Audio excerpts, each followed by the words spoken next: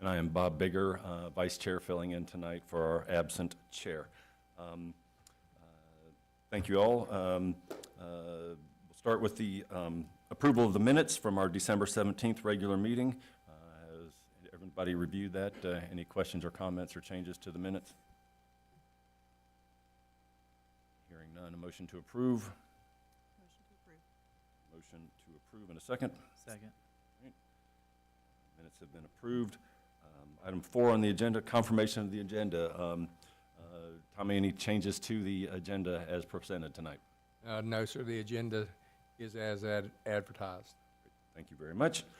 We will then move into our first item tonight for public hearing. Item number RZM 25-004.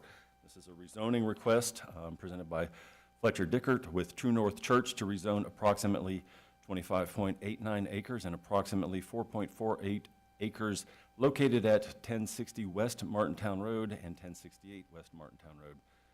The TPNs are 002-0803-028 and 002-0803-006 with a request to change from R7, which is small lot single-family residential, and OC office commercial to GC general commercial. Tommy, anything else we need to know about this request tonight? Yes, sir. If I may,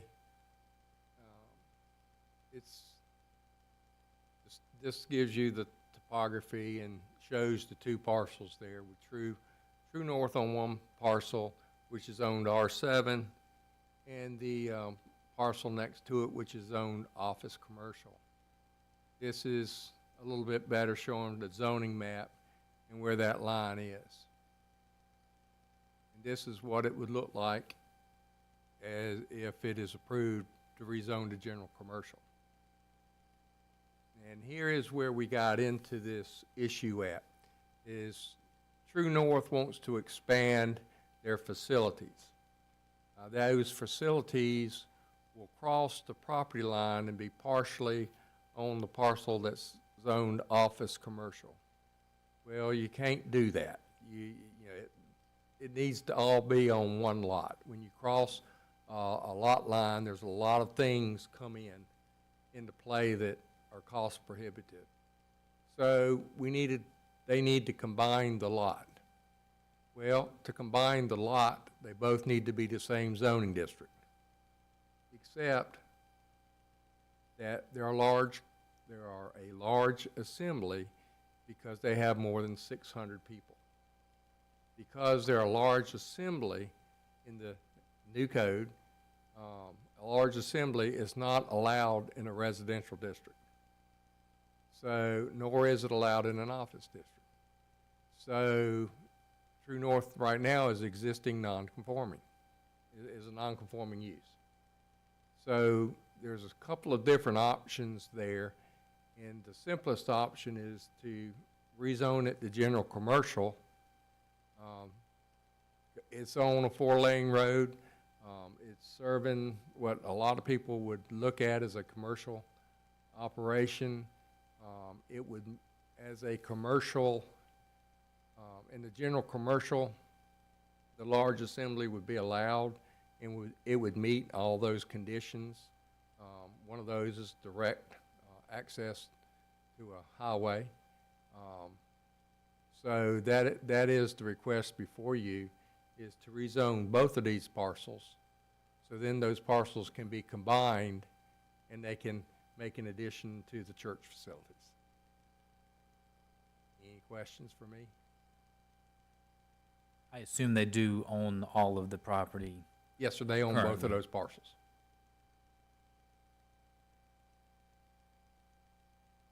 Any other questions?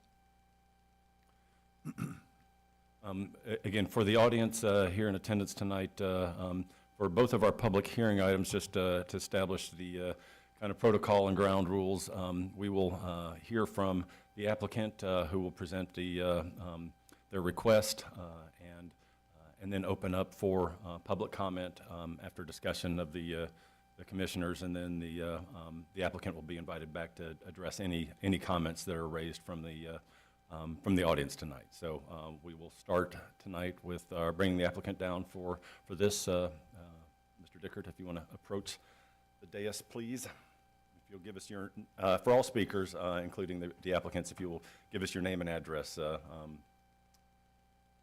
prior to starting. Yes, my name is Fletcher Dickert. I'm with Allen Batchelor Construction, but representing True North Church tonight. Address is 1120 Jones Street, Augusta, Georgia. Members of Planning Commission, appreciate your time tonight, and thank you, Tommy and staff. I want to commend Tommy and staff. What was supposed to be just a quick pop into his office just to verify what the church was planning to do turned into a couple-hour meeting, impromptu meeting that kind of stirred all of this. And most of this comes about as a result of the new development code that you guys adopted in February of last year. As you well know, the use matrix prior to the current development code actually had a church's use in the use matrix. The new development code eliminated the church in the use matrix, and it's now only as assembly. I did a little bit of research. I think all but maybe 3 churches in North Augusta are in residential zonings because the previous preference was that churches were in residential zoning. When this property was rezoned or brought into the city limits, when the church purchased it and wanted to build the original campus there, the 25 acres, it was brought in under the residential zoning because that was kind of the standard at that time. The 5 acres that's just to the north of the church was brought into the city limits by someone else under office commercial because at that time they were planning to do a senior living development. When that didn't materialize, the church did acquire it. They never did anything with it, so that's why it's sat as office commercial up until now. With the church looking to, as Tommy pointed out, with the church looking to expand, we need to do a combination. I thought it was going to be a simple combination. Submission has kind of turned into this. So based on your current development code, and a lot of research and going through all the requirements, we feel that the only option that True North has to be in compliance with the current development code is the general commercial rezoning. So that's why we requested that. It is a conditional use, as Tommy's pointed out, and the church does meet those conditions. But that is an additional, there are some additional requirements that planning staff has to ensure the church is in compliance with. I guess that's the request. Does the commission have any questions?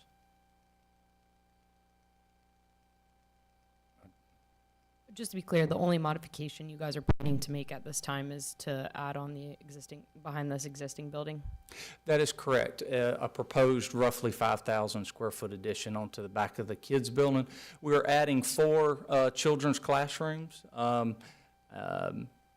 I would think, lately there's been a lot of questions about growth and development in the community, and you guys, fortunately, not for me, you have to deal with that. But I think something hopefully we can all support is growth of our churches. And so the church's youth program is growing, and there's a big need for additional classroom space in the kids area. Any other questions from the commissioners? Mr. Dickert, if you'll have a seat for a minute, we'll open up for public comment and then invite you back up to address any comments. Okay, thank you. Thanks, sir. For public comments, again, I'll ask you to, if you're interested, raise your hand. I'll invite you up to the podium, ask you to, as you come up, give us your name, and if you could, if we have multiple speakers, please try to limit your comments to 5 minutes, and if you've got multiple speakers addressing an issue, let's try not to rehash the same items that the prior speakers have shared. So I won't put anybody on the clock yet, but depending on the number of speakers, we may have to consider that at some point. Anyway, tonight. Yes, sir. Welcome. Please, your name and address, please. Hey, yeah, good evening. My name is Tim Monaco. I'm at 557 Plantation Drive My property is behind True North. My property touches both the 25 acre and also the 4.5 acre lot. My concern is, I guess to Mr. Dickert, will a parking lot be constructed there by chance? I'm just concerned about water runoff, that the parking lot, where the water from the parking lot goes, because at the end of my property, there can be some flooding. I don't know if the city's looked into that, but it's a wooded area behind, my property, but just concerned about, water runoff and where that may go. So, Yes, sir. and I had another question. Sure, yeah, go ahead. Please, yeah, go ahead and bring all So questions. the other question is, so the entrance, True North is currently using that as overflow parking right now, and, for their Sunday services. But that area, you just put in a light there at Knobcone and in Martintown, and there's going to be a business, probably most likely across the street on Knobcone and Martintown. When the Hive opens, all those businesses are going to be up and running. Very, very, very congested. What's the plan as far as, will additional entrance be made for the additional construction that True North is doing? Will another driveway be put in? I don't know if that's the right question to ask, but just concerned about that. I mean, I'm one of several hundred people that live back in that area. Savannah Barony, and you have all the way, houses going all the way to the very end. So it's difficult to, get out of the neighborhood, taking a left or taking a right, especially in the morning. And, fast forward, a year from now, 2 years from now, it's only going to get worse. So I'm just a concerned citizen. This is the first time I've ever spoken. So I've lived here I've lived in that area for about 12 years, and it has definitely grown. There's two street lights, one at I-20, one at Knobcone, and Martintown. So it's good that businesses are thriving, and North Augusta's, there's development going on. However, at what point do you look at it and you got to consider people living, in residence, and also traffic. And you guys are the smart people and have the brains and know what you're doing. So just wanted to throw that out there Super. as well. Thank you very much. Could you repeat your last name for me, sir? Monaco, Okay. Monaco. Thank you very much, Mr. Monaco. We will have Mr. Dickert address both the water runoff and the parking situation here in just a second. Is there anybody else that would like to speak on this agenda item at this time?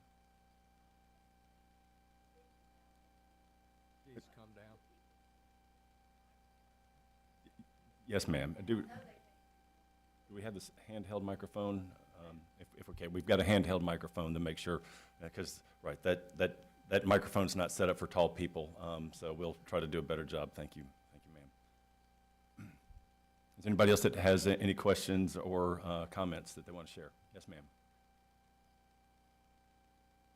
My name's Sarah Hobbs, and I give my address to Please. 207 Springwood Court.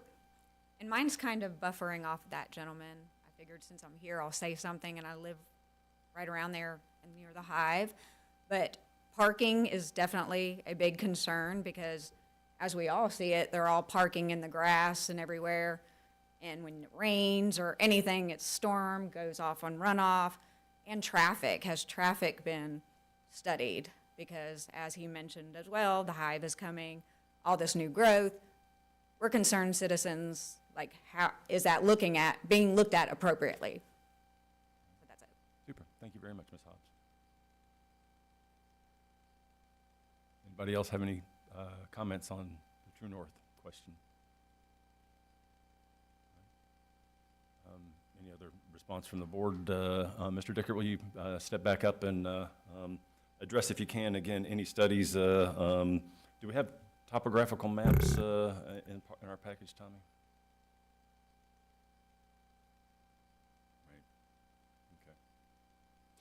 Right. Okay. Yes, so regarding the question of is a additional parking lot being planned at this time, the answer to that is no impervious parking is envisioned at this time.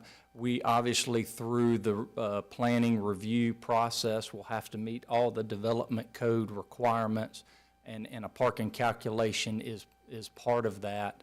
As you probably know, the development code does allow pervious pavement, which is what the church uses for intermittent use. So the church is currently in compliance with the development code from a pervious and impervious parking requirements. We'll obviously have to work with Tommy and staff to ensure we're in compliance there. I will say with the this addition, we are not envisioning additional trip counts. This is simply to meet classrooms are overburdened right now. This does not create any more seats for people to attend a service. This is just dealing with the sheer number of kids that we have, because apparently our congregation has a lot of kids. So we are just trying to meet that need. So we do not envision there honestly being any more parking requirements.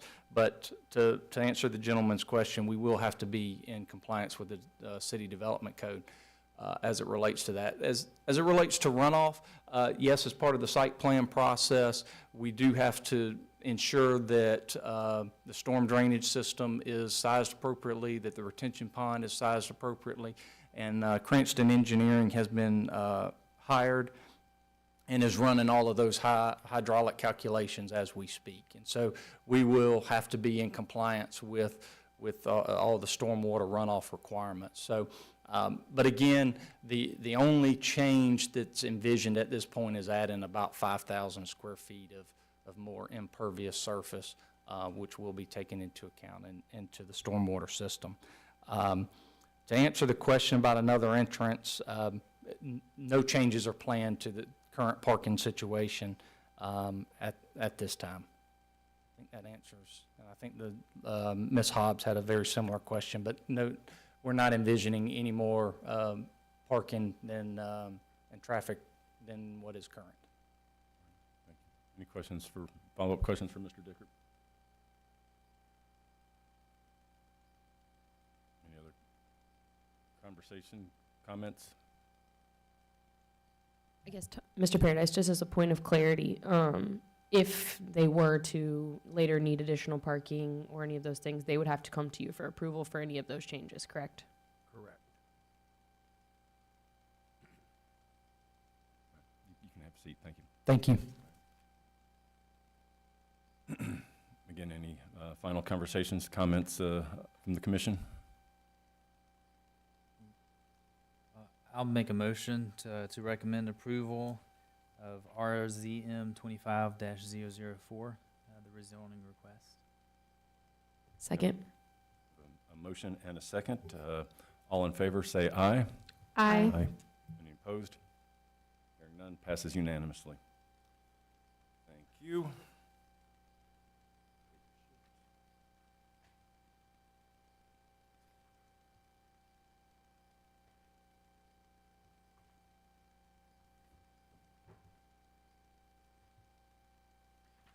All right, next item on the agenda tonight is PD 25-001, the Plan Development Major Modification. This is a request by Riverside Village, Parcel D owner LLC, for a major modification to the Hammonds Ferry Plan Development. The project area encompasses approximately 195 acres located west of Georgia Avenue between the North Augusta Greenway and the Savannah River. Purpose of the modification is to adopt an updated Hammonds Ferry Plan Development, General Development Plan, to recognize changing conditions in Phase B, specifically Parcel D in the Riverside Village area, and reinforce the standards and regulations that apply to the final phases of construction in Hammond's Ferry. Mr. Paradise, do you have any other updates to this request? Yes, sir. And that is why y'all have about a 300-page plus agenda packet, is because when you change one, it's part of that bigger picture. So let me kind of siphon out from that big picture what the actual ask is and what is going on a little bit. This is the Hammond's Ferry development. 190-something acres, that's the whole thing. That's what the PD it regulates. This is the zoning map for it. And this one shows you the different phases. And specifically, we're talking about Phase B. And that's important because Phase B, according to the General Development Plan and the ordinance, is the primary center of mixed-use activities serving the surrounding neighborhoods and will be the center of, and I emphasize, higher intensity civic, retail, commercial, and residential uses. So there's supposed to be a high density in this area. And it goes on to say the Riverside Village is the heart and soul of the neighborhood, the one common area of activity to which all residents and visitors have a sense of connection. It goes on to say the program will combine certain basic conveniences with a variety of social gathering places and entertainment venues, a limited mix of specialized retail and food shops, and I emphasize this next, a contingent of professional office uses and service components, a variety of recreational and athletic components, and an array of civic components that lend an authentic town quality to the commercial core of Riverside Village. So the General Development Plan calls for this to be a highly dense area, a central core, so to speak. And it also calls for there to be professional office uses in that district. As it stands now, that is lacking. So then we drill down a little bit further. This is Phase B as it stands now, as it's proposed, and this is Parcel D. This is the only thing that is before you tonight, is Parcel D. The applicant is requesting a modification to the plan development to Parcel D. It's 0.83 acres in size, and it's currently is approved for 22 single-family attached homes and 2,600 square feet of retail. So there could be 23 different property owners on that 0.83 acres of property backing up to the brick pond. If approved, it's the intent of the city to purchase both Parcel D and the stadium deck, with the city developing Parcel D and parking for the office building in the stadium deck. Currently, the stadium deck is under private ownership. The modification would allow for the site to be developed for an office use of a maximum of 80,000 square feet. Where did that 80,000 square feet come from? Well, when you do the math, you could get about a 20,000 square foot floor space on there. You can go 4 floors, that'll give you 80,000 square feet. That would be the maximum square footage available, and the development could be far less. The modification would then allow the city to move forward with the development of the parcel as a proposed cyber center. Not a data center, but a cyber center, an office use. The parking for this would be in the stadium deck, and it would also put all of the parking in the Riverside Village under city management. The city is currently having an updated wetland delineation done to ensure that the wetlands are not affected by any development on the parcel. once we get that line, hadn't been done in several years. Mr. Clifford may have some better data there, but it may have shifted one way or the other. It may hurt the city, it may help the city, but wherever that line is, then the city, by the development code, has to drop back 25 feet from that line. So there will be no development in the wetlands. There will be no development within 25 feet of the wetlands. That is the development code. That is the requirement. And I can tell you, I think our city council is protective of the brick pond and the investment that they have down there. I don't see that happening. As to the size and scale of the building,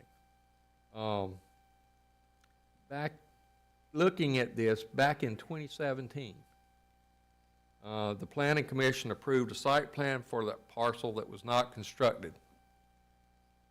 The approved plan called for a 4-story building with 17,390 square feet of commercial space on the first floor and 17,805 square feet of residential on each of the 2nd through 4th floors.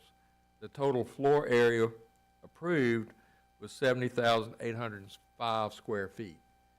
So a large building has already been approved on that site for one time in the past, and it worked. It is not unreasonable to think that that could happen again. It may be that the 80,000 has to be scaled down. The city hadn't got into the development phase of it yet. But in the end, all of the city standards will be required to be met. Approvals of the modification only allows for the city to move forward with purchasing and engineering design. And of course, as always, with a site plan such as this, that site plan will be back before the Planning Commission for your review to make sure that all the boxes are checked and for y'all's approval. Do you have any questions for me?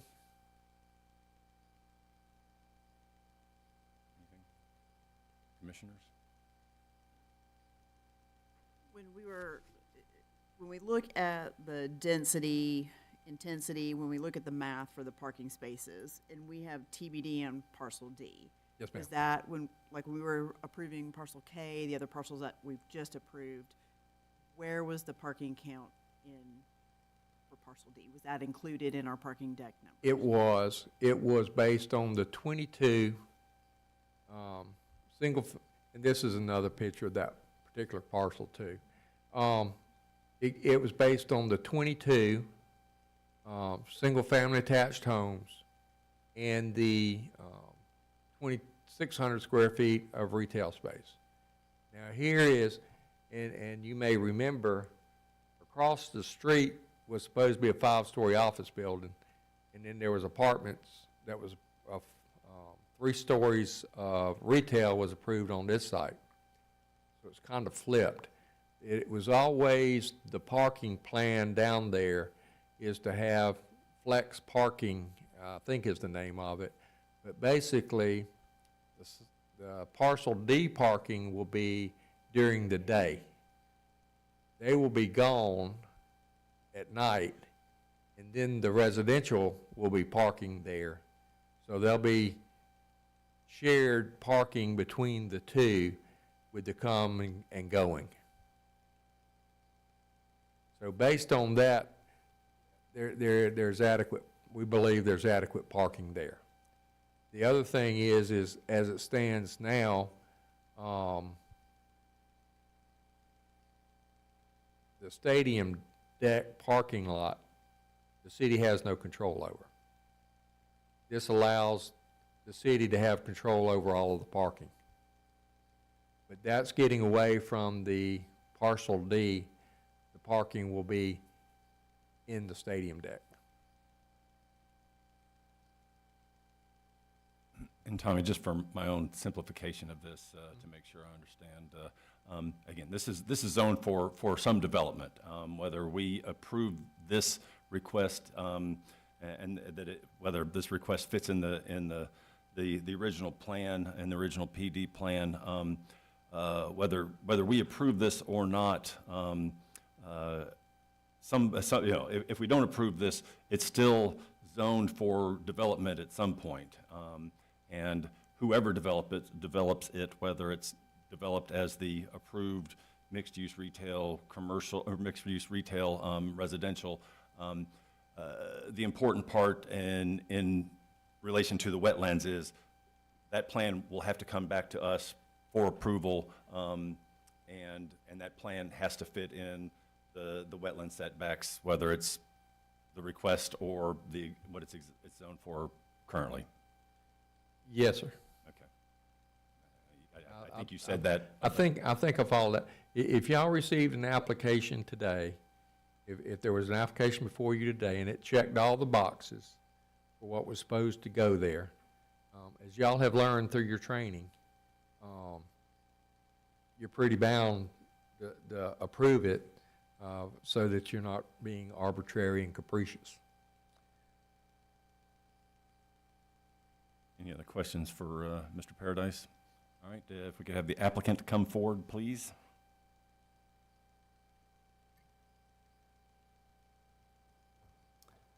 Good evening, Commission members. I'm Jim Clifford, the City Administrator representing the City of North Augusta here at 100 Georgia Avenue. So what I'd like to do is put some baseline information out for the Planning Commission this evening, along with for our citizens here before the public input session. So in 2020, the U.S. Department of Energy and the state of South Carolina reached a $600 million settlement regarding the downsizing of the Savannah River site in previous years. In January of 2022, the South Carolina legislature allocated those funds to various cities and counties, and the City of North Augusta received dedicated funding for 3 projects. The first of which was the transfer station for $2 million, the second of which was cyber infrastructure for $15 million, the third of which was the new Savannah Bluff Lock and Dam for $20 million. Transfer station project was completed last year and is now operational. The Lock and Dam project is on hold pending federal litigation and mediation. So that leaves us here with the cyber infrastructure project. So to determine what kind of potential uses we were going to have for this cyber infrastructure, the city's been in dialogue with leadership from the Georgia Cyber Innovation and Training Center, Fort Gordon, Savannah River Site, USC Aiken Tech, and other potential stakeholders in the project. Proximity to the Georgia Cyber Center, the Georgia Cyber Innovation and Training Center has been key to that discussion. Location matters, and especially for this cyber infrastructure. So the cyber infrastructure project could look like several things, but the city envisions a multi-story Class A office space, which would be used by academia, government, and corporate interests. A much more scaled down, smaller version of what you see across the river at the Georgia Cyber and Innovation Center. But I'd also like to stress this is not a data center. So there's some confusion out there about what a data center and a cyber center is. A data center is simply a building filled with servers and computer equipment, which is accessed and used by people that are not in that building. It's a computer that's a remote. In this particular building we're talking about, it would obviously have server rooms, but that would be to facilitate the workings of the customers and the clients inside that building. So it is not a data center in that way, and it's very much like the public safety headquarters or the building that we're standing or sitting in right now, which has a server room. So it's presented to the City Council late last year. The staff requested an analysis of the site, known as Parcel D within Riverside Village, and contracted Cranston Engineering to show what the maximum footprint of the building could be. And as Tommy laid out, that's a 4-story building that's just shy of 80,000 square feet. I don't believe the budget that we have in talking to some engineers is going to allow for a building of that size, but I wanted to at least show what was the maximum possible outlay there on the site itself, and 80,000 is the maximum that would fit. So if the Planning Commission recommends the action and the City Council approves purchase of the properties, this would allow the city to purchase Parcel D, which is unoccupied, and Parcel B, also known as the stadium deck, for the primary parking of Parcel D. There would likely be some ADA parking on that site to accommodate ADA users, but the vast majority of the parking is envisioned to be in Parcel B, the stadium parking deck. From an environmental perspective, Parcel D is not in a protected wetland. Hence, the parcel does not require EPA, Corps of Engineers, state or federal environmental considerations. But understanding the sensitivity of Brick Pond Parks and ensure that the city does not encroach onto the wetlands, the city is contracted for an engineer to do a new delineation study we're really just figuring out what the edge of the wetlands is. And Tommy talked about, hey, the wetlands could have shrunk, the wetlands could have increased. We want to make sure we have a clear understanding of the edge of the wetlands and then the buffer that's going to move into the building site. And so we have a good shot there. The last study that was done was in 2013, so it's 13 years ago. So we really want to see what the changes are to that site. I believe this is a good deal for the city, for Riverside Village, and for the taxpayers. This project's going to allow us to consolidate Riverside Village parking ownership, and will also allow an owner on parcel D that's going to take greater care in the construction on that site. And also, you know, the city's subject to greater scrutiny than commercial builders. So I know this is going to have a lot of eyes on it, so we're going to have to make sure we're doing all the right kinds of things to make sure we're not having any environmental impacts through construction. And it also does this without any impact to the taxpayers, because this is Department of Energy settlement money. This has no effect on the tax base. It's not funded through property tax dollars. So something I believe is going to end up on that site. So whether it's commercial development or it's going to be a city project, if it's a commercial development, it's going to be a commercially owned multifamily, multi-story complex that's going to have, you know, parking requirements. And I think this is a better use in that we're going to have daytime use only there at Parcel D, and allows us to host academic space and also commercial space there in Riverside Village. So I thank you for your time this evening, and I'll be prepared to answer any of your questions along with any of our citizens' questions this evening. Any commissioners have any questions for Mr. Clifford? I assume that the parking deck in this property is for sale, technically? It is. We've been in dialogue with the ownership group of the parking deck at Parcel B, which is owned by Greenstone.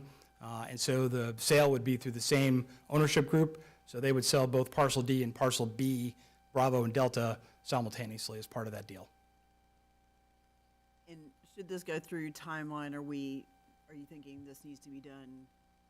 Is there a deadline on the funds that we're getting? There's not a set deadline for the funds, but I also don't like to leave money out there as, you know, every year goes by and inflation ticks off. There is, you know, less buying power with your dollar for both land and for general infrastructure. For clarity, those funds would allow you to also purchase the parking deck? It would, because the parking is required. I cannot put enough parking spaces on Parcel D to self-sustain that lot. It has to have off-site parking. What about, so the city would own the building and then rent it out, the space out for computer work? The answer is it depends. We've had a number of dialogue. I think the Georgia Cyber and Training Center has some great models. You can make an argument that you would want to find a rent-paying tenant that would occupy at least one of those floors.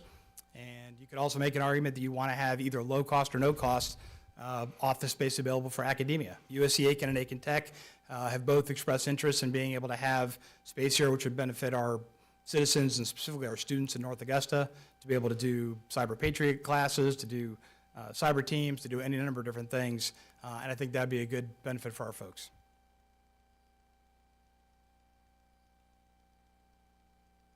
Any other questions for Mr. Clifford? Thank you. If you'll have a seat for a minute, we will open up for public comment. Again, before we get started, no commitment, but a quick show of hands if you plan to speak, just so I have an idea of how many people will be speaking tonight. Okay, sounds good.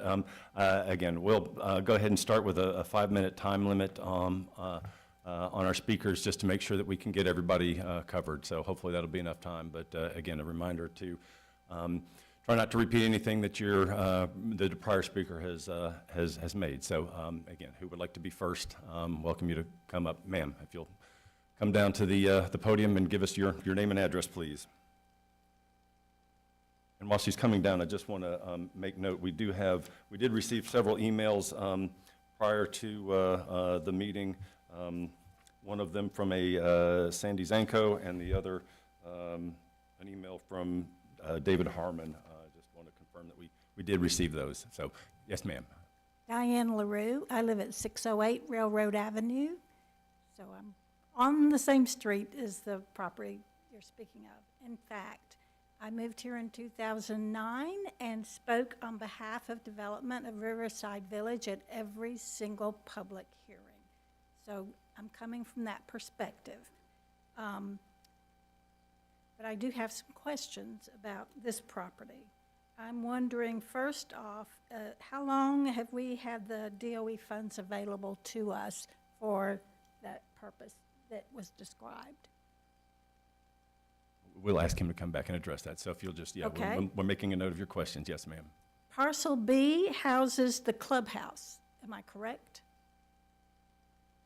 No? Okay, but it looked on the picture like it might. Okay. So, the city, so my other question is, because I'm just trying to get as much information as possible. The city wants to purchase parcel D and then sell it or rent it to a company, correct? Yes, yes. And part of the parking deck. Has the city considered purchasing that property and developing it into a natural space, a green space? Is that possible? Okay. We will defer to Mr. Clifford to answer that question. So Thank he's- you. He's making those notes, but yes, ma'am, thank you for that. Yes, ma'am. Who's next? Yes, sir.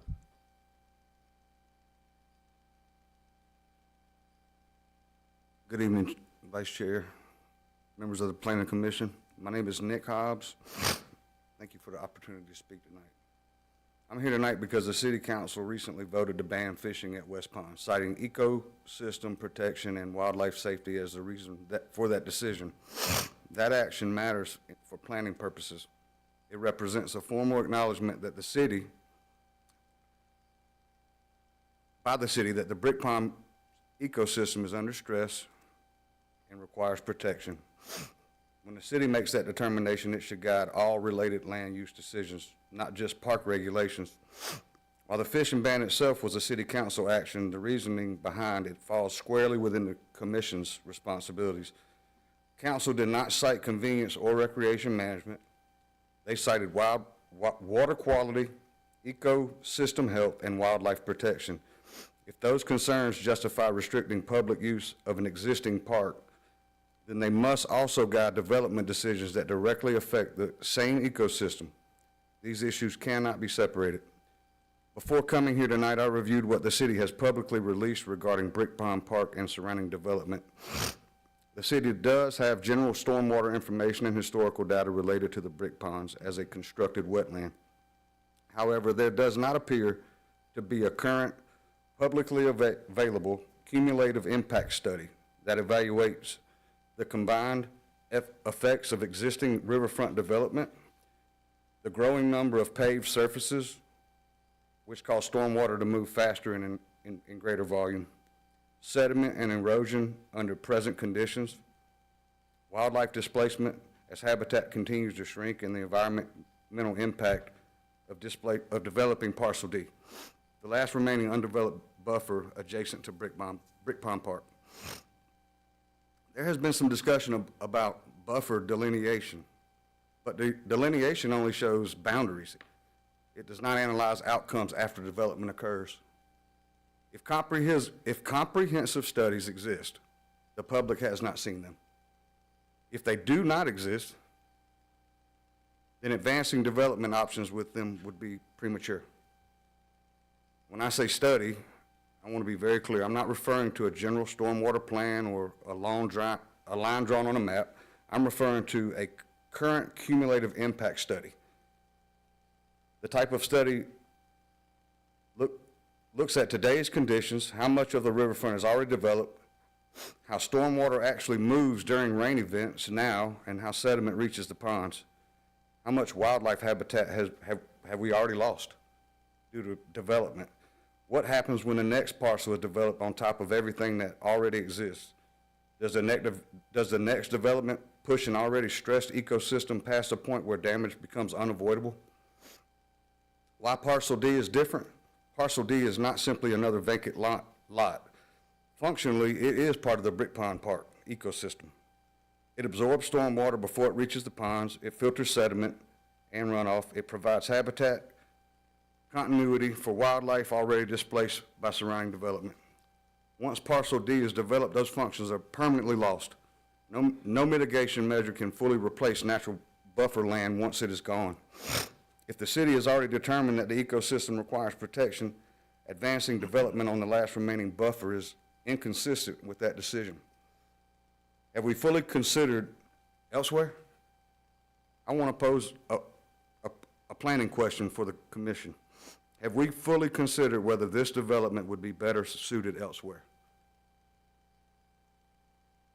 If the data center or the cyber center project is in a $10 million range, is being contemplated, because you're going to spend $5 million on the property plus the parking deck, you got $10 million left over. That use it or lose it mentality is that's kind of irresponsible, in my opinion, when we're talking about the full impact that developing all of that land on the river has caused. The city owns and controls previously disturbed. The city owns or controls previously disturbed land, including the former public safety headquarters site. That could be demolished and redeveloped without sacrificing wetlands, buffers, or habitat connectivity. That is what planning is meant to do: put development where it fits best and protect land that performs irreplaceable environmental functions. In closing, the city has already said that the ecosystem needs protection. That principle should guide planning decisions, not stop at park rules. Parcel D, the last opportunity to preserve, Parcel D represents the last opportunity to preserve natural protection for a stressed public asset. Once it's gone, there is no way to undo that decision. I respectfully ask that this commission consider whether advancing development here is responsible without a current cumulative impact study and without fully evaluating alternative sites that align with sound planning and long-term stewardship of the environment. Thank you. Thank you, Mr. Hobbs.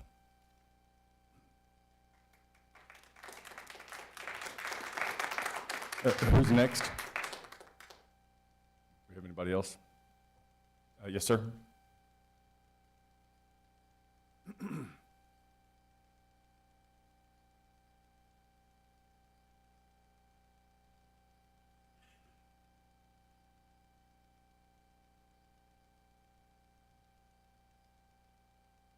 I forgot to set my timer for Mr. Hobbs. I'll just, okay. You got a timer? Yeah, I I've got promise I won't talk longer than 5 minutes. Okay, thank you, I only sir. have a few questions.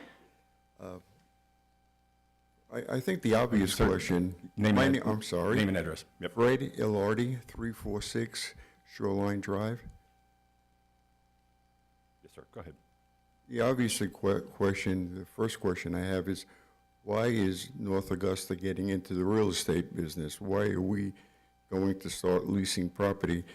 I'm aware of 2 properties that have been available for one at least, it's been available probably for 5 or 6 years now, and that's part of the clubhouse.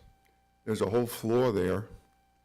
The clubhouse has parking, and yet Mr. Clifford mentions that the people that will come will use a floor. Why hasn't the city considered that?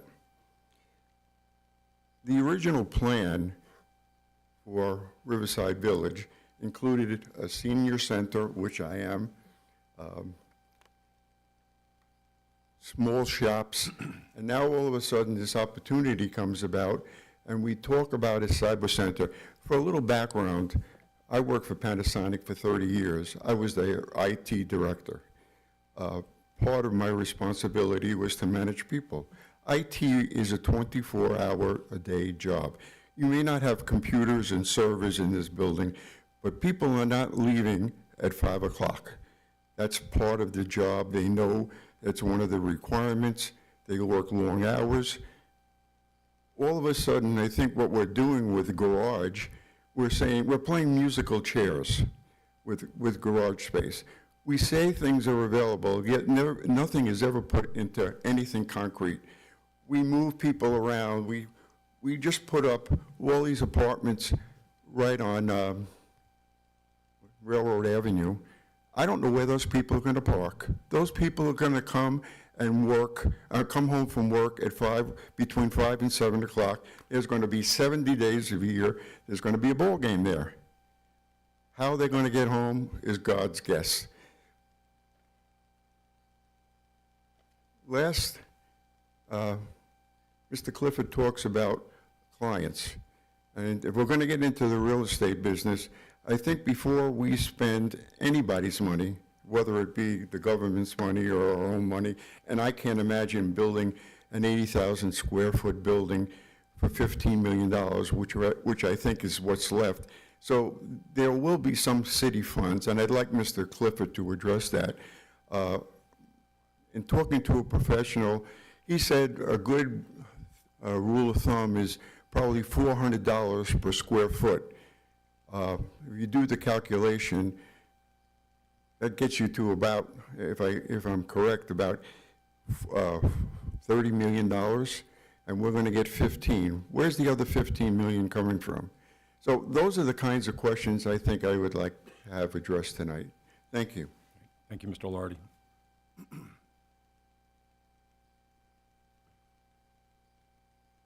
Ma'am, okay, we can take a microphone up to her, please. Thank you.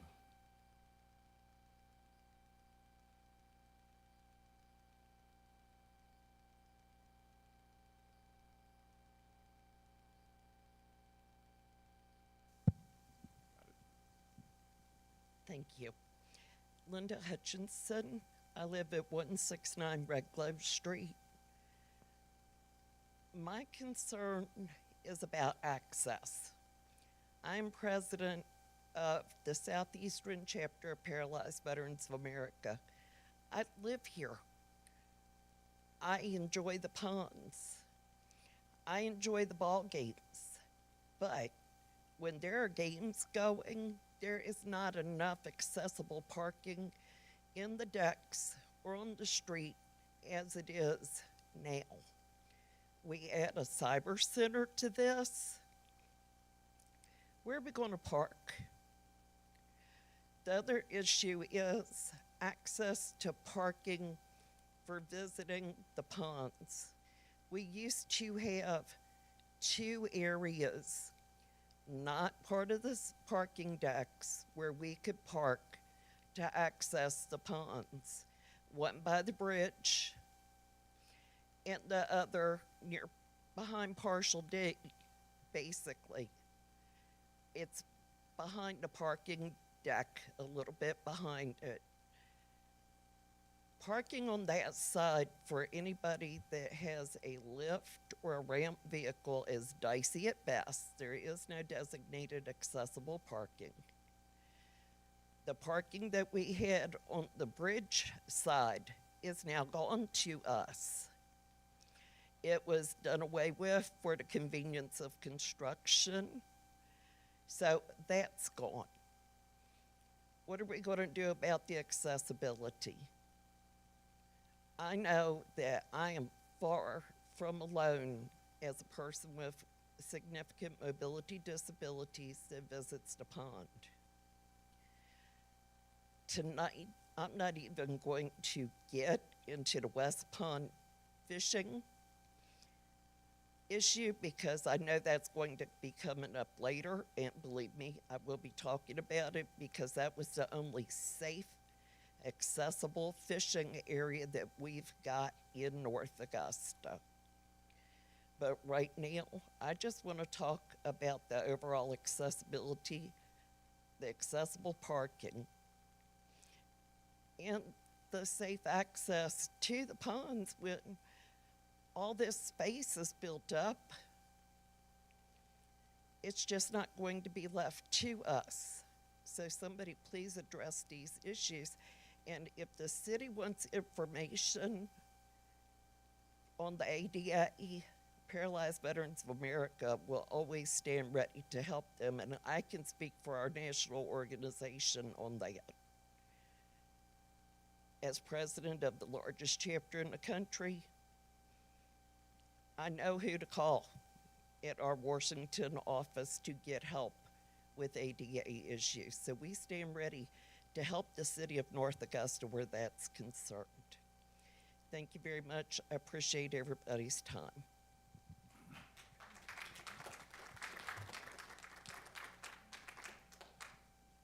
Thank you very much. Who else would like to speak?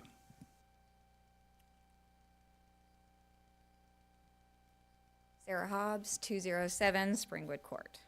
Okay.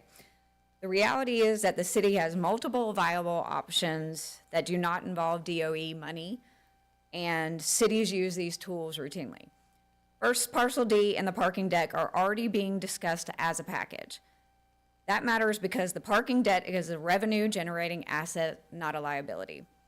Revenue-backed acquisition, the parking deck procedure revenue tied to Riverside Village activity and events, the city can structure a revenue-backed obligation where the assets help service the cost of its own acquisition. This avoids burdening taxpayers and avoids DOE's funds entirely.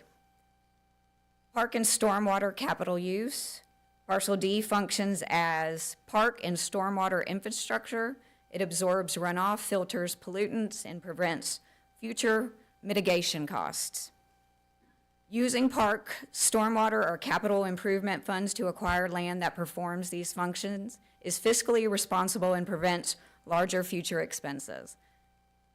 Phased acquisition, the city does not need to do everything all at once. Parcel D can be secured first to protect the ecosystem, while the parking deck is addressed on a longer timeline. Acquiring Parcel D does not mean stopping development. If a $10 million data center or cyber center is being contemplated, the former public safety headquarters site or previously disturbed land is far better location than the last remaining buffer to Brick Ponds Parks. That preserves economic development while protecting irreplaceable land. The city is not choosing between environmental protection and financial responsibility. Acquiring Parcel D and the parking deck without DOE funds is achievable using standard tools, especially when one asset generates revenue and the other prevents long-term environmental costs. What cannot be replaced is the last remaining buffer to Brick Pond Park once it's developed. Thank you. Thank you, Ms. Hobbs. Yes, ma'am.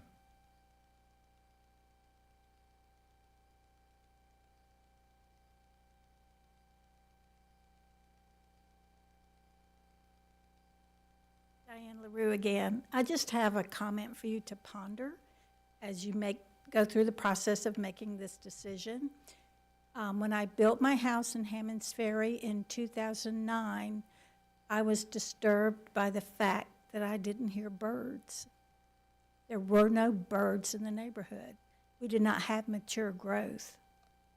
Since that time, it's come where I have to buy a full bag of bird seed every week to keep my birds happy until the construction of the apartments in Riverside Village. Up until that time, I heard birds daily. Now it's a rare sighting for me.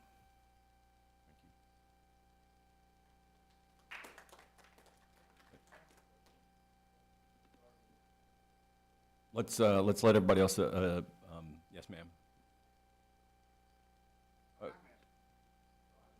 Yeah, we need to communicate.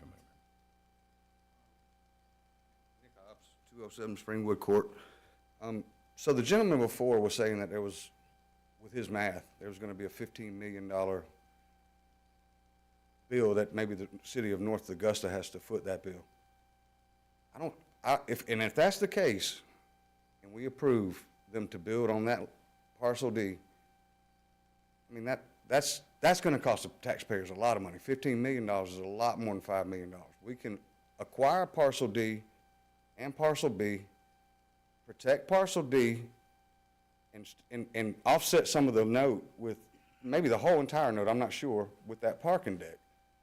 But if you're going to build something, you're going to have to buy that lot for $5 million, and DOE's you only have $10 million left of DOE money. That's not going to build what we discussed, what he discussed during his. I mean, I just don't understand how we can acquire that land ourselves and not develop it and dedicate it to the Brick Pond Park. It sounds like it's going to, we're already going to cost the taxpayers $15 million to build the data center, cyber center.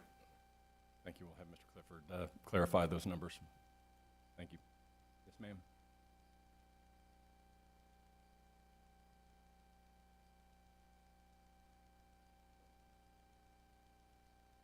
I'm Tabitha Waldrop. Nice to meet you, Aaron. I think we talked on Facebook the other day.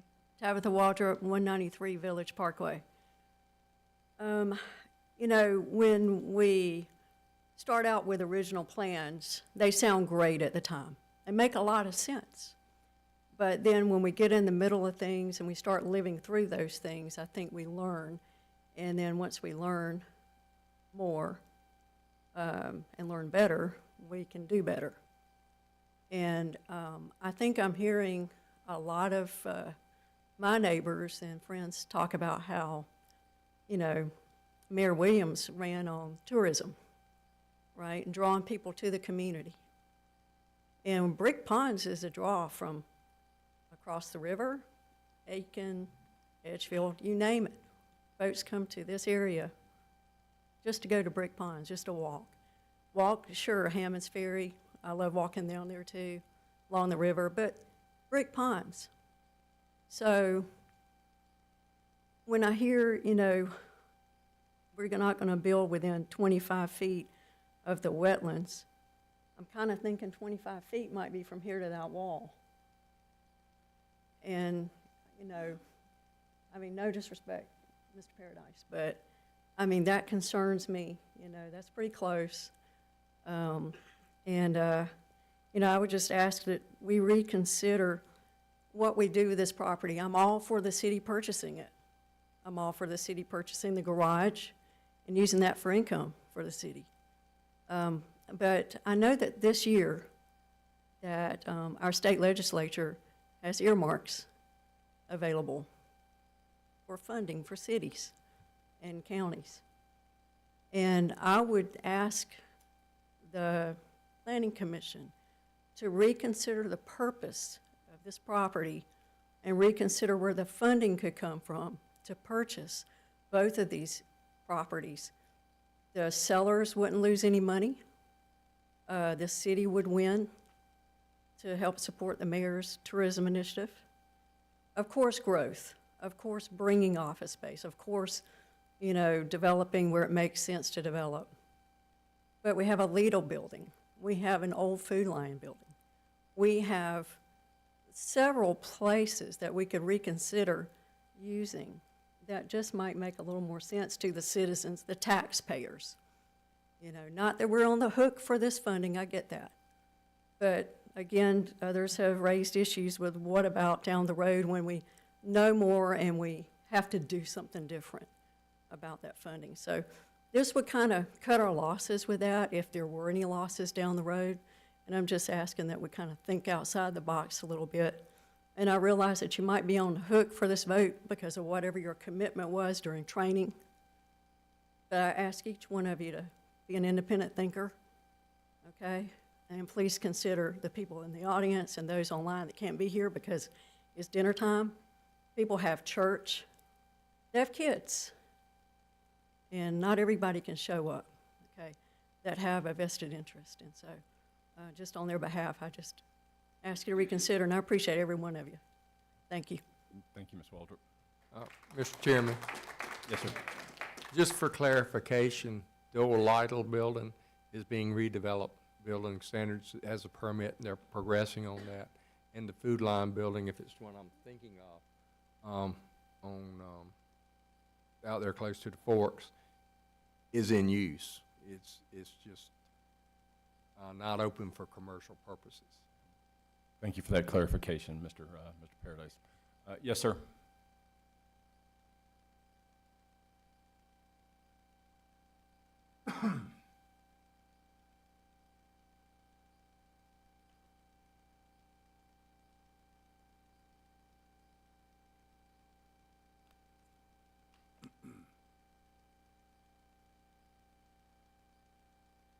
Hello.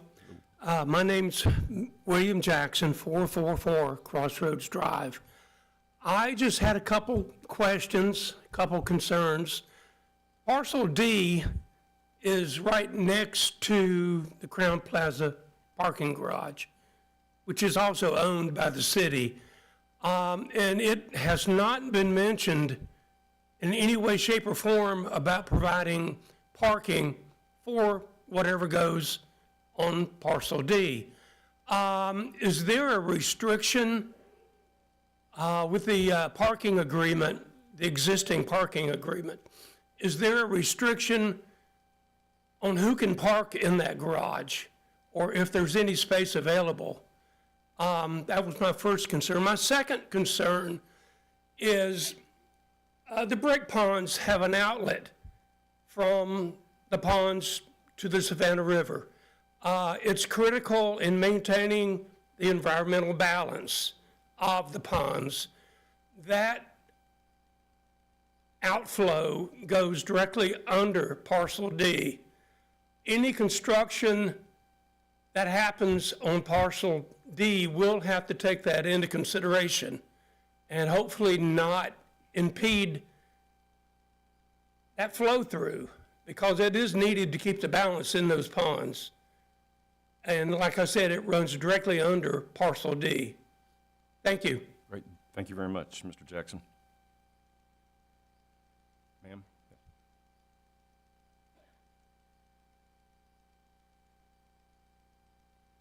Karen Wells, 902 Fairlane Avenue. And I just have a couple of questions for clarification. When you talked about that and I think I'm saying this right, that they had to think about what we approved, like, to begin with, like when we, way back.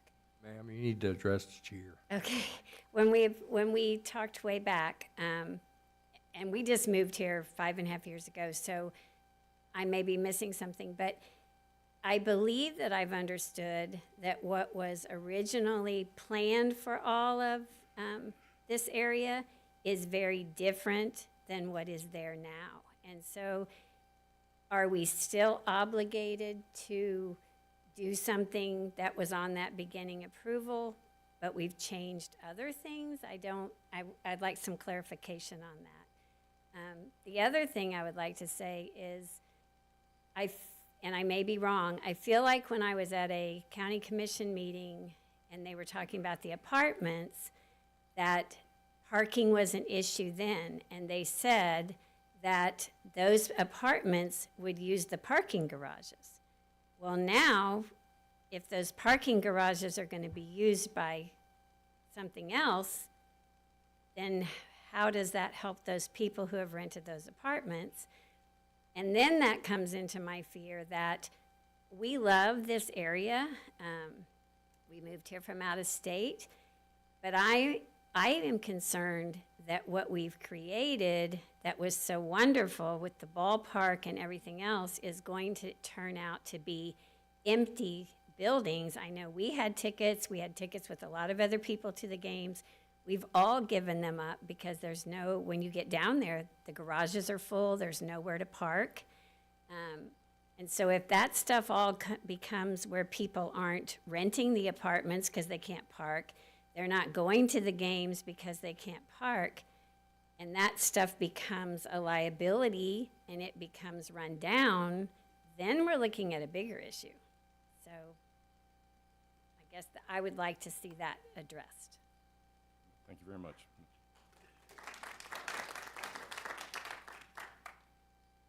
Anybody else that hasn't spoken already?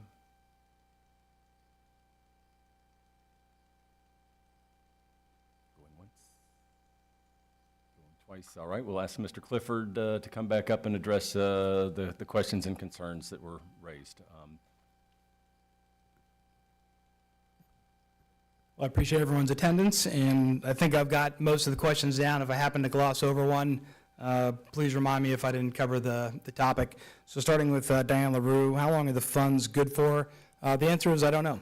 The state legislature has not designated an end state or an end timeline for the usage of those funds. I know those funds were delegated by the state in 2022, specific to those projects. And I would also say, probably in answer to some other questions, that those funds can only be used for those specific purposes. So for example, I cannot use Department of Energy settlement money to buy parcel D and use that as protected wetlands, or buffer zone, if you will, for the brick pond parks. It can only be used for cyber infrastructure. That's the dedicated use as set aside by the state legislature.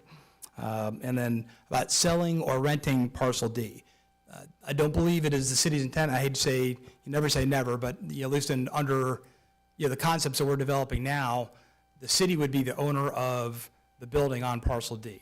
We may rent space inside that building to a tenant, and if you look at what City of Aiken's done with their Department of Energy money, they've got a standalone building in their downtown, and I believe they're renting space to, I think it's SRNL, the Savannah River National Lab, on a year-to-year basis. And we would envision a very similar kind of arrangement with a different tenant, but not leasing the whole building or turning the whole building over to a different client organization, or selling the building to an organization that wanted to buy it.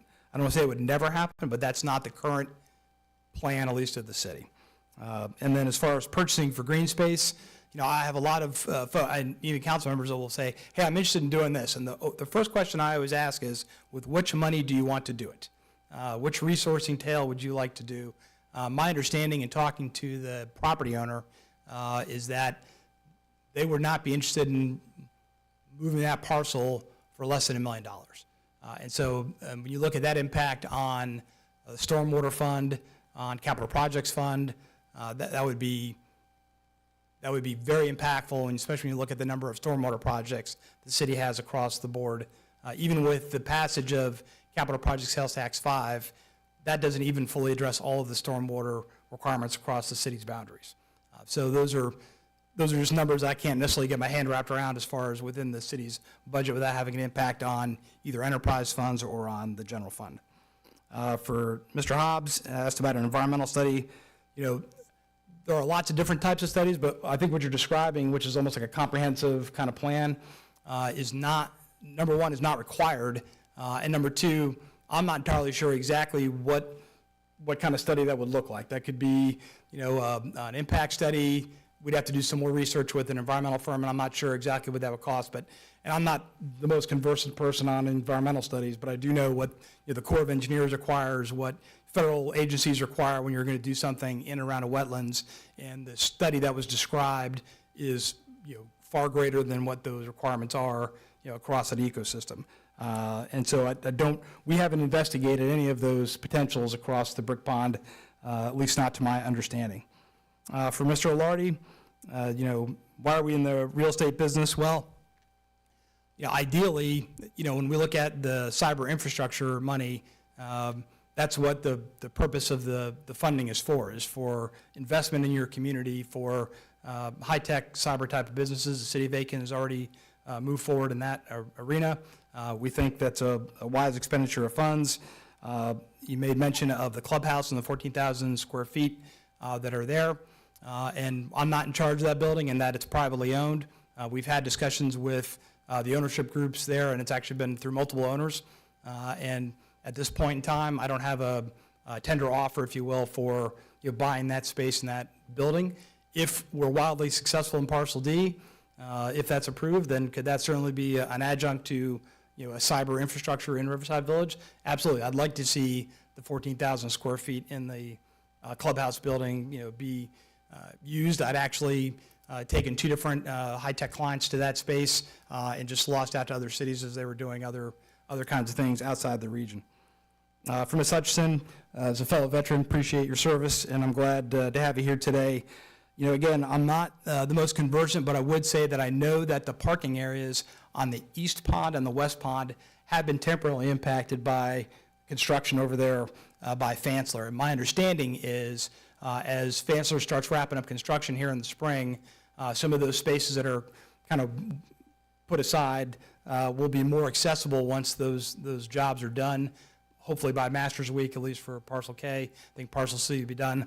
Although I do want to be truthful in advertising and say I'm not entirely sure what the impact over by Parcel C is going to be long-term, because when the Georgia DOT project for the 13th Street Bridge goes, I suspect they're going to need some construction laydown areas, and part of that land there is owned by, SCDOT as far as the easement that they have there. So there could be a future impact in 2028 and beyond when that occurs, but I certainly want to make sure we're respectful of ADA and accessible parking for all of our citizens here to the wetlands and to the ponds themselves. For Ms. Hobbs, I would say that Parcel D is not listed as a stormwater asset. We have a lot of assets that are listed specifically as stormwater, but that's not how Parcel D is listed. Parcel D is listed as you have there in front of you in your packet. It's part of Riverside Village. It's always been intended for development at that site as a multi-use building, and is not intended for additional wetlands or buffers inside the Riverside Village construct. As far as, and I think two different folks talked about the opportunities with the old public safety headquarters and the courts and CID building. So I would tell you first that the old public safety headquarters, and there are two separate buildings there. So you've got the public safety headquarters building, which has the bays. We still are holding that building. The office space we think is unfit for use, but we use the bays for a number of different things and for storage for the public safety department. So that really leaves us with what is known as the courts and CID building, the two-story, 10,000 square foot building that's adjacent to it. And I did take a client to that site because, it's unencumbered property right now. We'd like to see something done with it. And I brought a client, potential cyber client, to that site specifically. And so there were two things that they decided about with that building. Was one, they didn't like the building, which is fair. And then the second thing they didn't like was the location. They wanted to be closer to downtown and Riverside Village and closer, like line of sight, to the Georgia Cyber Innovation Training Center. So that location has been viewed by at least one client and is found to be lacking as far as the viability of those kinds of sites there. Let's see if Tabitha Walter talked about purchasing with earmark money. Maybe, but at the end of the day, we have to trust the earmark process, and I'm not sure if we're going to compete well for that use. There's a lot of cities, as they open up earmarks, and you'll see this at the federal level as well, it's not a guarantee. I'm not sure if that we get it, and I'm not entirely sure how the city council would rank the purchase of Parcel D as a stormwater conveyance item in relation to some other projects that are out there that are of greater impact to citizens as far as purchasing power. But I don't think we have but aside from the earmark piece, I just don't see a funding line available right now within the city to purchase that for that purpose, nor do I think that the owner of the parcel is interested in selling Parcel D without Parcel B attached to it. I think that's a twofer, at least in our discussions that we've had to date. They're looking to have both parcels go at the same time, and the city would certainly be able to enact that. For Mr. Jackson, did not mention the Crown Plaza parking deck, the city-owned deck, and that's because we're trying to cross-level the number of parking spaces available on each deck for day-use people. So somebody wants to go down to one of the restaurants there in Riverside Village, they have to have a place to park. We want them to have opportunities in both parking decks. And so if we start taking all of the Parcel D residents and move them into the Crown Plaza deck, that really is going to squeeze that deck as far as total number of available spaces for visitors. We want to make sure visitors have an open shot at both decks, so we don't want to shove everybody into one. And Mr. Jackson, I do appreciate your comment about the outflow underneath Parcel D, and I agree that's something that, from an engineering perspective, we want to make sure that whether it's the city doing the work or whether a commercial developer comes in and does something, we don't want to see a crushing of the pipes or anything that would affect kind of the outflows of the property to go on out. And I've heard you threw out kind of the threat of a lot of different folks, a philosophical objection to what Riverside Village is and what it was designed to be. And so ultimately, I'll fall back on my original argument, which is the city doesn't have to purchase this item. I think it would be good that we do, but if a developer says, hey, we'll do something with this, something is going to go there. I don't believe that this is, especially the way Riverside Village is growing and the density that's down there now and the success that it has, that it's just going to sit there as an unencumbered piece of property. I believe somebody will put something on at that point, and that was what Riverside Village was originally envisioned to be. So every diagram, every picture, every schematic of Riverside Village showed every one of those parcels having something on there to meet the intent of the village. And so parcel I, which is off-screen down by the backside of Ironwood Apartments, has a project that's there now for townhomes for consideration. And this is the last unencumbered piece of property. And so again, my argument is I think the city would be a good landlord and a better landlord than a commercial developer. And so I think I've gone through at least most of the questions, and if I didn't answer any, I'm certainly open to hear from the commission about any last questions you have for me.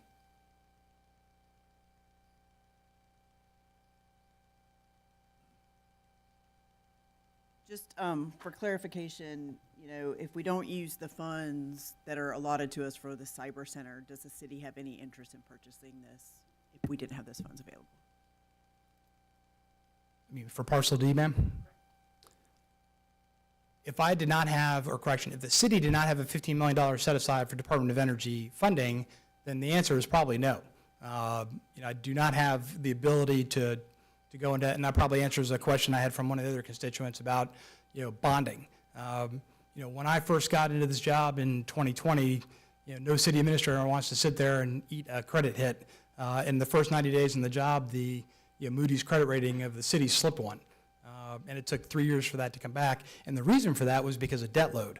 And so ultimately, you know, as a fiscally conservative kind of person, I'm not interested in putting the city in a position where, you know, our credit is going to be a problem. And so even as we went through capital project sales tax 5 planning through, you know, the voter referendum, you have an option to put bonds as, you know, commentary on there to say, hey, the city intends to get bonds to accelerate a project. And the city of North Augusta opted not to pursue bonds because we did not want to have more open lines of credit because we have the credit obviously for Riverside Village. We have credit that's open now for the public safety headquarters, which will pay off with CPSD 4, and we did not want to have an open line of credit on CPSD 5. So that's why I would not, at least I would not recommend to the city council that we would go forward on a bond initiative from a financing perspective for anything down there in the village.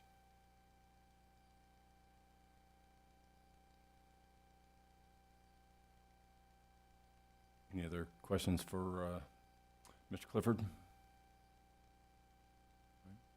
Thank you, Mr. Clifford, and thank you everybody who spoke tonight for your civility and sharing your thoughts and interests in this property. So thank you all very much for your time.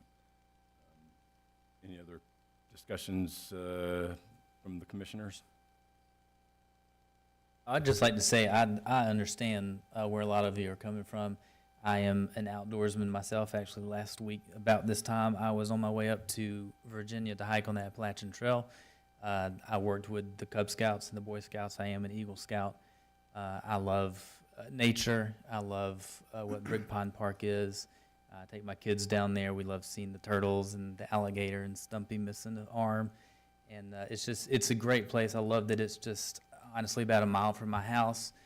All the things that I do in North Augusta is within a mile or so of the park. I'm here all the time. I love the city, and I love what we are doing, and I'm glad that we have the park. That being said, I do understand that we are not voting tonight on whether something is built there or not. This is about what can be built there. It's a very tough one. You know, we get this big old pack in the mail early about when you guys can see it as well. And when you feel it and it's nice and thick, you know there's something serious coming up. So I knew I had a lot of studying. You know, I met with Tommy just to make sure I had as much information as I can to make a wise decision. And so that being said, I do think I lean towards approving this or recommending this to be approved, not for to say that something there. I do like it empty. Like I said, I love, actually Sandy was my neighbor. I talked to her this week as well. She has pictures hanging up in my restaurant that she sells that she has taken down at Brig Pond Park. I really do have a love for the place. Obviously this will affect that. I'm not going to try and say this won't affect and have some negative effects on the park, but I don't think it will be completely detrimental. I think it's something just like with the parking deck that's there and these other things. You know, I think it'll have an effect, and it might scare the birds away for a while, but I hope that once things calm down, I think they can come back, and I think as the city takes care of it and a lot of the citizens are down there doing their parts, that we can bring some of that wildlife back and continue to maintain it to be a wonderful, great place. So that's kind of where I'm coming from. Like I say, I will recommend to do this just because I think the city and the plan here is possibly better than somebody else, what they could do to it. So I just want some clarification. If you ever want to talk to me, come find me and talk to me. I'd love for you guys to get to know me. I'm not just a talking head up here. I am very invested in the community, and like I said, I'd love to chat further on these things and to get to know you guys, and you guys get to know me. So. Mr. Paradise, I'm not sure if this question should be to you or Mr. Clifford. So as it stands now with how it's, I guess, zoned and delineated, where is the parking for what would be developed on parcel D at right now?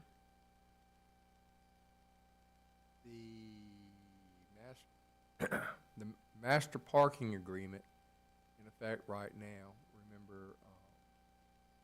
remember, I believe it's a split, and I'm talking off flat-footed. I think there's a split between the parcel D and the stadium deck.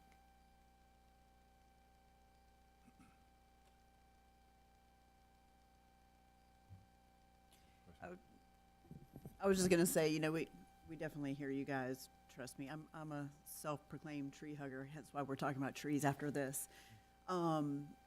It's a dilemma of, it's already approved. This can be used for homes and commercial. So what do we do? What's the highest and best use to have the least amount of impact? Parking is a concern of mine. I do come down here a lot.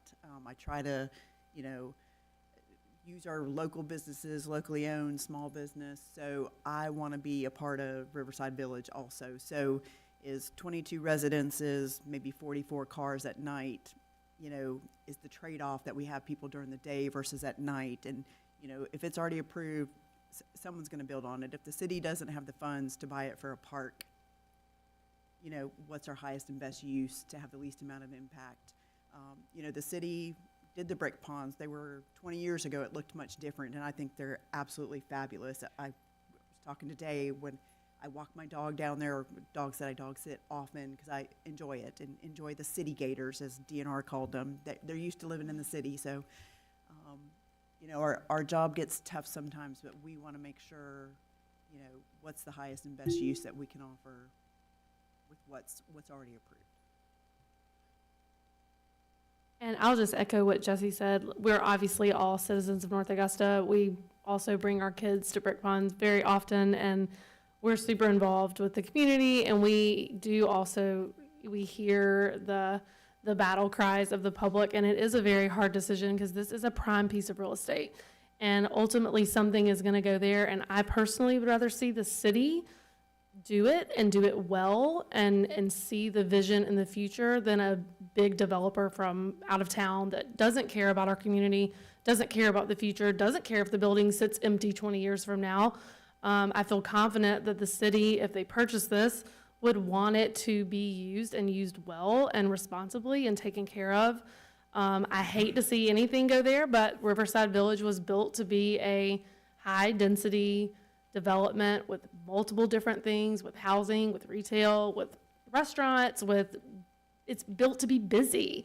And so it is a tough decision, but I do agree that I'm leaning more towards recommending it because I would rather see the city do it and do it well and do it responsibly than an out-of-town developer, because this prime piece of real estate, someone will put something on it. And yes, the plan has to come through us, but ultimately, like Tommy said, if they check all the boxes, we can't really turn them down.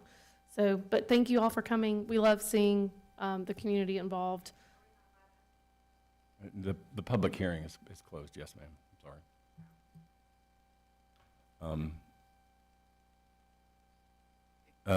Any other comments, questions from commissioners? And as a reminder, we are a recommending body only. We, all we do tonight with our vote will recommend to City Council. So the decision hasn't been made, and City Council will make the ultimate decision. So there'll be other opportunities for you to speak. Thank you for your time. If no other questions, do I have a recommendation? I'll make a motion to recommend approval of PD 25-001, Plan Development Major Modification. I have a motion. Do I have a second? I'll second. Second from Commissioner Slade. All in favor, say aye. Aye. Any opposed? Nay. One nay. Commissioner Waddell with the nay. Thank you very much, and thank you all again for coming this evening.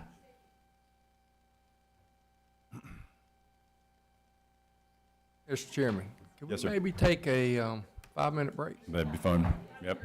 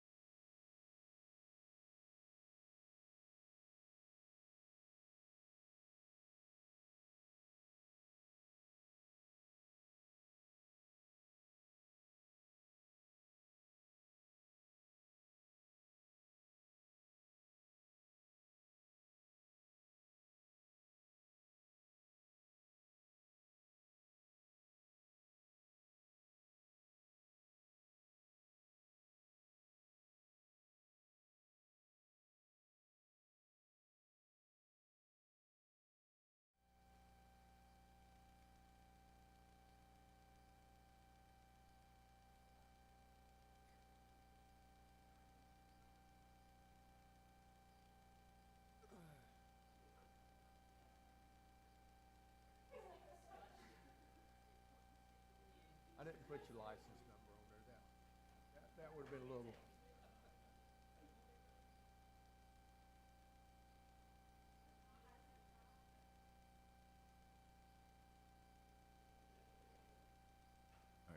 I'm going to call the commission meeting back to order after our break. Again, thanks everybody for their patience. Our next agenda item is a presentation by our city arborist, Roy Kibler, on tree preservation. So anything else, Tommy, we need to know in advance of this discussion, presentation? This is the next step in the development of a tree preservation plan or ordinance that y'all have asked us to look into, and have some arborist tree people come in and speak to you. So that is what we're trying to do here. And Roy was kind enough to come tonight and sit through a rather longer than normal meeting. Thank you for your patience. Thank you, Commissioners, for having me this evening. And just to briefly go through these slides, why protect and enhance your community forest? Tree ordinance can help protect and enhance the benefits of your community forest by establishing a permanent and official tree protection policy. Ordinances establish municipal authority over public trees, set standards for tree planting, maintenance, and management, outline enforcement, fees, fines, and define nuisance conditions on private trees.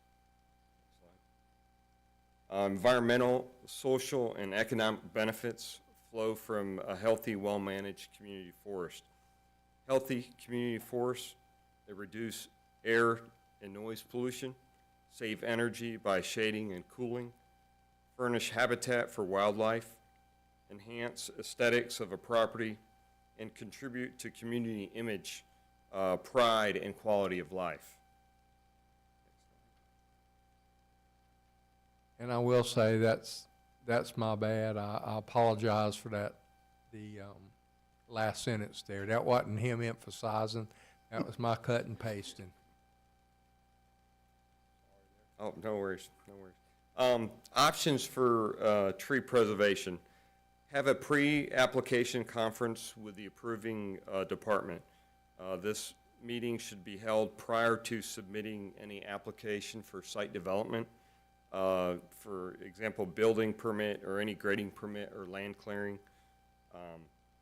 A current tree survey should be submitted for all commercial, multifamily, large, single-family subdivisions.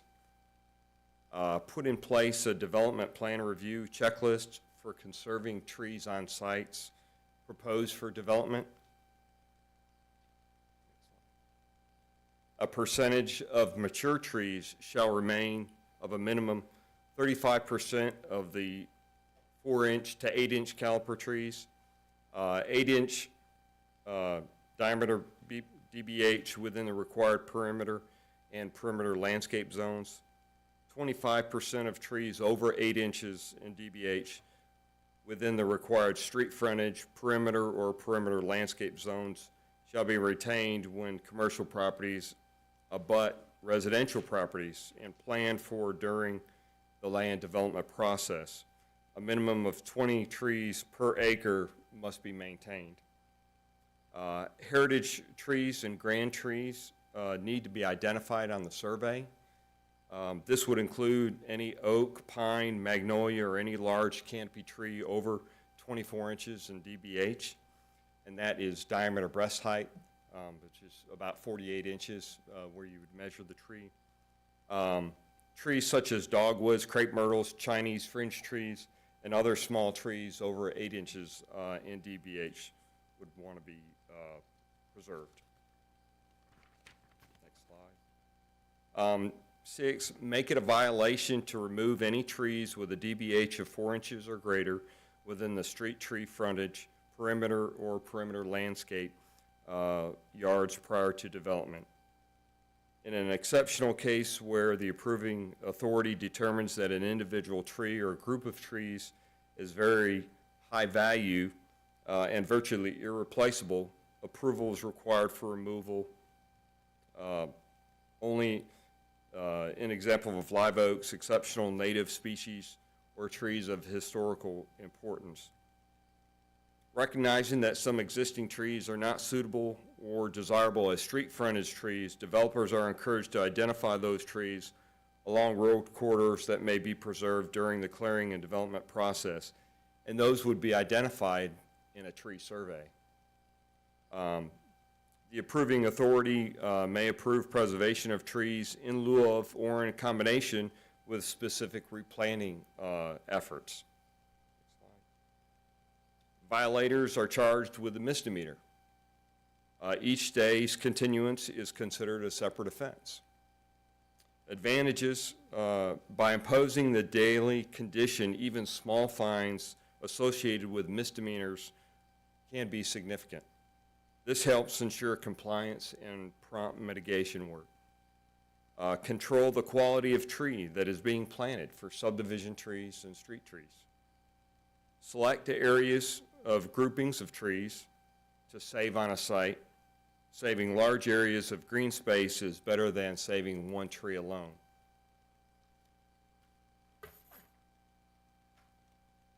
Ensure that trees or groups of trees selected to be saved on a site development shall have the correct tree protection zone and measures in place and inspected throughout the construction process. It's all well and fine if you say you're going to protect trees, but then don't ensure the proper tree protection throughout the construction process. You can put tree protection up, but if you don't go by and inspect or make sure that that's up throughout the construction process, you're putting it up for no reason then. Protected trees shall count as credit towards the total net canopy coverage that is required on a developed site. Develop a tree preservation checklist for sites proposed for development. View the tree protection ordinance bulletin 31 from the Arbor Day Foundation, and I think Tommy said he put it in your packet. This is a really good informational guide for tree preservation ordinances and creating one, so it's a good read. A lot of information, but I think it's beneficial, for everybody to understand what goes into that and the importance of it. I know I went through that really fast, but I do want to ask a couple any questions. As you see it, or maybe the answer is you don't know, but the approving authority is typically Planning department. okay. The planning department. And so I would probably be correct in assuming then that the person policing the violations of the tree survey or tree preservation would also be the planning department? Yes. Okay.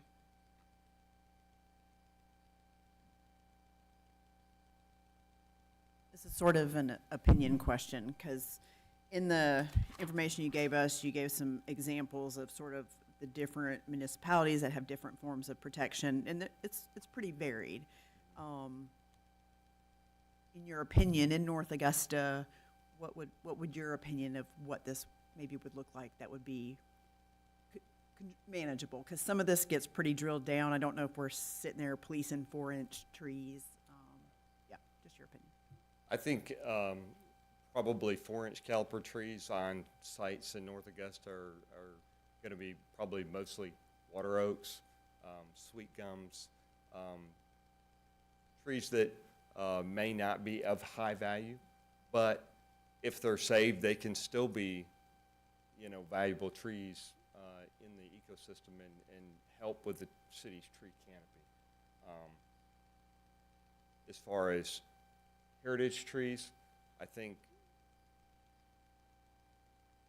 don't think we have as many heritage trees in North Augusta as we would like. I think a lot of development has already been done. We did try our best to save as many as we could at the public safety headquarters. We've got some really big, those would be considered heritage trees on that site. As far as sites that are being planned for residential, you might have 12 to 18 inch, I'm going to gather, probably oaks and hardwoods and some pines that, in my mind, I would save. and I think they would be worthy of saving. And I think that's you know, the whole point of, you know, trying to get a tree preservation ordinance in place, is to try and help, because those trees have a large tree canopy, and very hard to replace that amount of tree canopy. So, I mean, it's that's kind of where my mindset would be.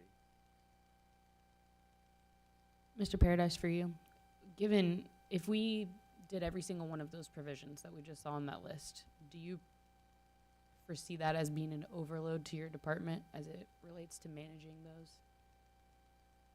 Probably. Like you would need more staff? I would have to drill into it a little bit, but the 2 code enforcement officers that we have, will be additional duties for them.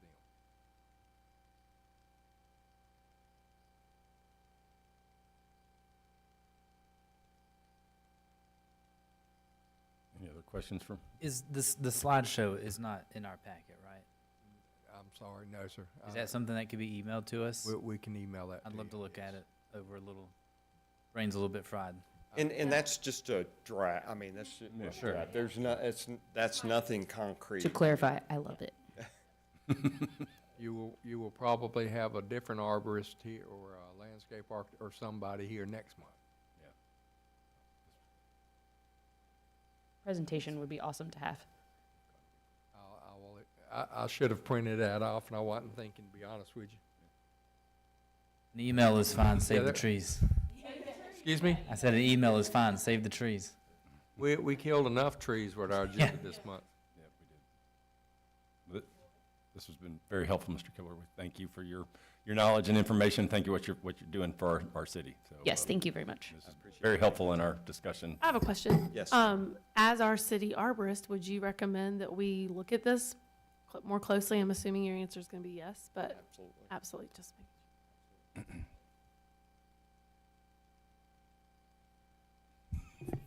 When I feel like there's probably gotta be like a happy medium between, like, every day is another misdemeanor. And save, absolutely. there's gotta be a line somewhere in, because I think that sounds a little ridiculous to me. But there does have to be meat to it. Sure, There's yeah, gotta be, yeah, you've gotta have some rules teeth. that aren't enforced aren't rules. Yeah. And I think, you know, the grand trees, the queen trees, whatever we're giving that term to, like in front of the public safety office, in my mind, that's number one priority and enforcement for those. You know, if we're talking about stands of trees, that would be nice, but if that's outside of what we can really manage. And to Jason's comment at our last meeting too, because I thought about this later, I worked new construction for almost 9 years. I think I closed close to 900 houses. And one time, we cut down a big tree that was outside of the footprint of the house. You know, we didn't save anything that was super close that would fall down. And they were just, I cried inside. They wanted to cut it down, but it was their choice. So, because I think the comment was, you know, for builders and developers, if they leave them, is it costing them money if they have to come back and cut those trees down? Because we understand the value of clear cutting. But just in personal experience, 1 out of probably 900, because I really gave it a lot of thought, like it was just one. So just putting that out there. Thank you. Thank you very much. Mr. Paradise, you have a report for your department this evening? Not really.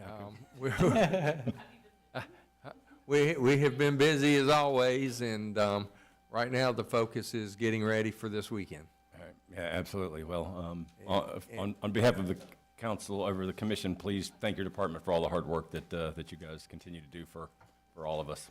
Thank you, sir. Yes, sir. And please, we got flat-footed and complacent, and Helene changed her mind and caught us flat-footed. Please keep an eye on this weekend so we're not flat-footed again. I put gas in my car and charged my batteries, Yep. so, yeah. All right. We will then adjourn the meeting for tonight. Thank you very much. Thank you, Mr. Chairman. Thank you.